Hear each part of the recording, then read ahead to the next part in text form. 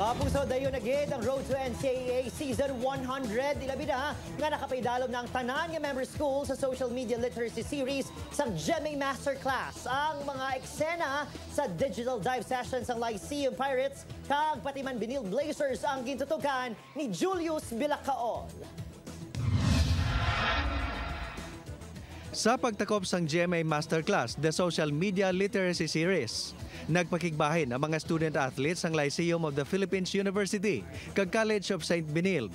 Magluwas sa responsable nga pagpost, gintalakay man sang GMA Integrated News Digital Team kung paano mapasangkad ang ila engagement kag social media presence. Bilang modern-day student-athletes, manami ining oportunidad para mas mapakilala ang ila kaugalingon kag mapakigbahin ang ila tagsa ka istorya. Extra special ang sessions, bango nagtambong man ang pila ka Kapuso stars kag sparkle artists. I used to be an athlete also, and ginagamit ko siya to influence the youth.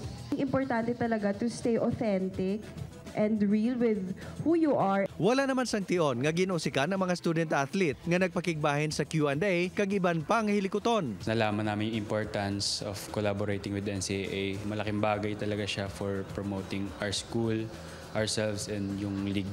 Ito pong masterclass, makakatulong po ito sa akin.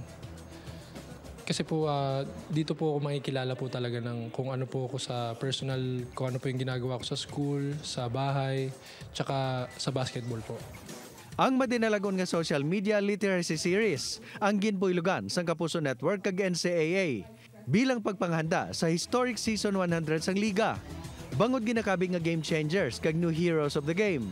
Masarangan nga magpangibabaw sa away sa sulod kag wa sang hardcourt.